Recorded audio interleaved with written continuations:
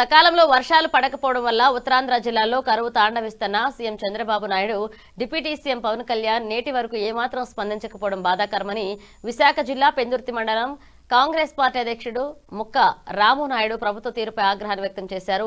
పెందుర్తిలో ఆయన మీడియాతో మాట్లాడుతూ గడిచిన 2 ఏళ్ల నుంచి ఆశించిన స్థాయిలో ఉత్తరాంధ్ర జిల్లాల్లో వర్షపాతం నమోదు కాలేదు అన్నారు.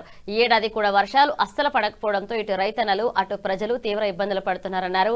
ఇక దీని వలన నిత్యావసర ధరలు విపరీతంగా పెరిగిపోతున్నాయన్నారు. దీన్ని నివారించాల్సిన ప్రభుత్వం ఏమాత్రం పట్టించుకోవడం లేదు అన్నారు. రాష్ట్ర ప్రభుత్వం వెంటనే స్పందించి ఉత్తరాంధ్ర జిల్లాలను కరువు ప్రాంతంగా ప్రకటించి రైతులను ప్రజలను ఆదుకోవాలని రామునాయుడు డిమాండ్ చేశారు.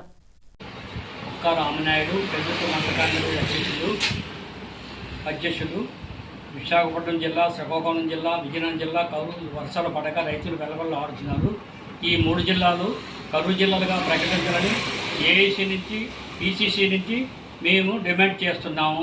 ప్రదేశ్ కాంగ్రెస్ నుంచి కూడా రైతులు వర్షాలు పడని పరిస్థితుల్లో పశువులకి గ్రసాతి కూడా పశువుకి తినే ప్రసిద్ధత కూడా లేదు.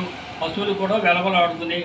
ప్రభుత్వం రైతుల్ని ఆదుకోవాలని ప్రభుత్వాన్ని డిమాండ్ చేస్తూ కాంగ్రెస్ పార్టీ నుంచి, ఏఐసీ నుంచి, పిసిసి నుంచి, కాంగ్రెస్ పార్టీ నుంచి డిమాండ్ చేస్తున్నాను, కోరుతున్నాము.